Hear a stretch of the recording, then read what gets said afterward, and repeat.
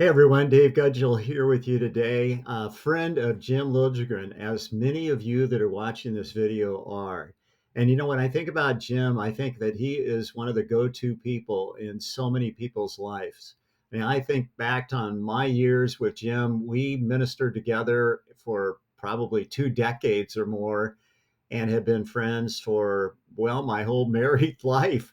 And so that, we're coming up, my wife and I, on 50 years of marriage, and Jim's known us, and Barbara, the entire time. And so when I think back to our relationship, a go to person in my life when it comes to needing counsel or wisdom, Jim has been that for us many, many times. In fact, when I was considering getting engaged to Bernice, who turned out to be my wife, but at the time she was my girlfriend. But when I was considering that, I went to Jim. He had an office real close to mine at the church in Fresno, California, where we were together. And I said, Jim, do you think I should marry Bernice? And of course, he went through a little bit of information about our relationship and what he knew about us. And he knew the kinds of things that we love to do and just the people that we were and where we were in our stage in life. And the bottom line was he essentially said, Dave, you'd be crazy if you did not marry Bernice. Are you kidding? She's going to make you a better person. And she truly has. And my life is so much better because of Bernice. And I thank God for a trusted counselor like Jim. And I know that many of you feel exactly the same way when you think about Jim and his impact in your life. It's been a godsend, truly a godsend. And of course, when we think about the need that we have for counselors or coaches or shepherds or you name it, people that we could go to receive some kind of wisdom, we know that when we do that, we are doing what God wants us to do. We're seeking out the wisdom that others can give us because we don't have all the information we need. We don't have all of the wisdom we need. We need a myriad of other people in our life. And so when you look at the scriptures, you have verses like this found in Proverbs 15:22. Plans fail for a lack of counsel, but with many advisors, they succeed. If you try to do this thing without counsel, hey, failure is on the way. But counsel can be the difference between failure and success, Solomon is saying. And in Proverbs 4:7, wisdom is supreme. Therefore, get wisdom, though it costs all you have. Get understanding. I mean, in other words, spend whatever it takes, money wise, to get the wisdom that you need so that you can move through whatever circumstances you're in right now with the best wisdom possible, with the best uh, counseling that you could possibly get. It's going to cost you something, but you need the wisdom to make the decisions that are before you. And then you have this one in Proverbs 3:13 and 14. Blessed is the man who finds wisdom, the man who gains understanding. So, not just wisdom, but knowing how to apply it in your circumstances. For she, speaking of wisdom, is more profitable than silver and yields better returns than gold. So, if you're trying to choose between, should I try to get more money or more wisdom? We'd be better off by seeking wisdom because wisdom ultimately is going to lead us in the direction that we need to go. And whether or not money comes with that, that's something that God will take care of as we trust Him and as we seek His ways and we are diligent in that what God gives us to do. And then I think of Proverbs 11:14. It says, where there's no guidance, a nation falls, but there is success in the abundance of counselors. Man, I'm telling you, what does that make you want to do? It makes you want to get some counsel, doesn't it? I mean, I think about the time when Israel was trying to get Moses' attention and get the wisdom they needed from this incredible man that God had placed in a position of authority as he was leading them from Egypt to the promised land. What a huge change in their circumstances and the possibilities for them. But Moses was trying to handle this problem of giving them the wisdom and counsel they needed as they were struggling in all kinds of problems, no doubt, that came their way. as we can read about in the book of Exodus, for instance, or Numbers. But as we look at all of that, we know that Jethro came, and Jethro, a man of wisdom, gave wisdom to Moses, and it made all the difference in how he led. And so you see, even the nation of Israel benefited from wisdom because one man got that wisdom, and it made a difference in how he led God's people. So, who do you turn to when you need wisdom? I mean, that's a great question to consider, one that I love for you to consider as you think about what's ahead of you right now, the circumstances that you find yourself in. I was just on a call today with three other people, and one of them, of the four of us, was a pastor who's really struggling right now, and he needs wisdom.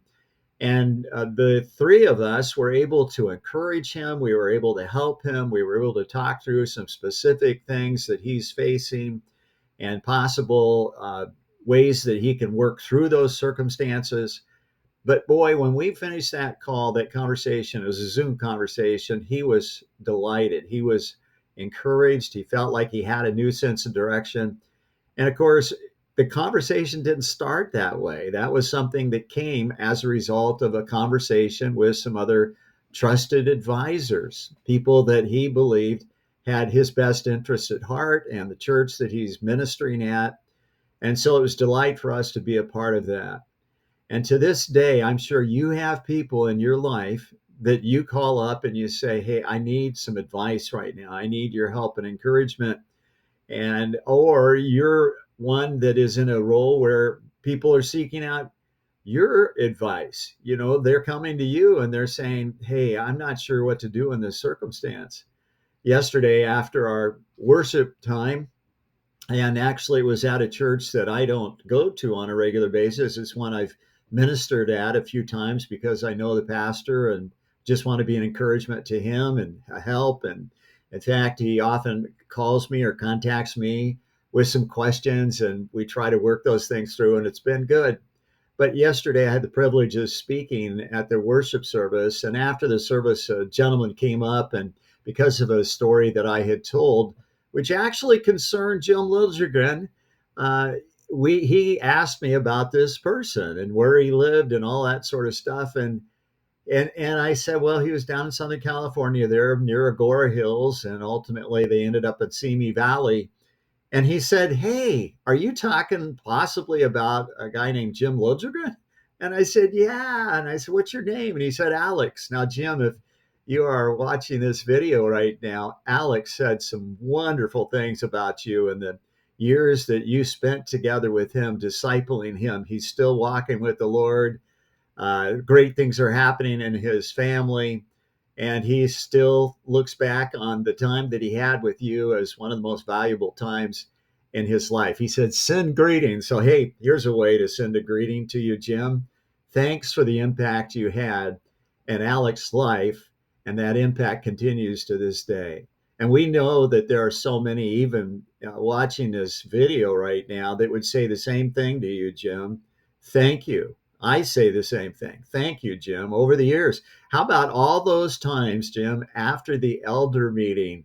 We would have a monthly elder meeting at a church in Agora Hills. I was the lead pastor there. Jim was pastor to worship and a myriad of other ministries. But often after an elder meeting, Jim and I would go out and we kind of just talk through. We debrief the meeting. How did things go? And I'm telling you, as a young pastor, I started in that church there as a young pastor or senior pastor at age 27 as a young pastor. And I stayed 22 years, but I don't think I would have stayed 22 years had it not been for the wisdom that I received from Jim. And it's not that Jim's the only one that could give wisdom. It's just we all need people like a Jim Liljegren in our life. And I encourage you to be that person to others, to pass along what it is that you're learning in times of need. You never know when what you're going to tell them is going to be exactly what they needed to hear at that moment. And I'll tell you, after many elder meetings, what I needed to hear was what Jim had observed. And he had some suggestions, some directions, some corrections, and much more that landed in my heart. I heard them, it began to make a difference. I became a better spiritual leader, and I became a better father, a husband, and in so many ways and areas of my life. So I thank God for that. I thank God for Jim. I thank God for his wisdom and how he gives that wisdom through people around us. So we want to seek out that kind of wisdom, and we want to be people who give the wisdom of God. And of course, the greatest wisdom of all that we can receive comes from the Lord. And so James says, if any of you lacks wisdom, he should ask God, who gives generously to all without finding fault, and it will be given to him. God is ready to give the wisdom we need. Sometimes he gives it through others, but we ultimately know that it comes from him. And so we seek him, we ask him to fill our hearts and our minds with the wisdom that we need to do the things that he's called us to do. And I hope in some ways this video today can encourage you to be a person who is constantly seeking the Lord's wisdom, but also in turn passing that wisdom on to others and being a conduit through which others can receive the wisdom that they need. And also being a person who receives the wisdom of others readily, willingly, have a teachable spirit. I believe when we're that kind of a person, God's going to do amazing things in and through our lives in ways that ultimately honor him and help others. So may God help you be a person who receives the wisdom that directly comes from our Lord and the work that he's doing around us through others. Take care now.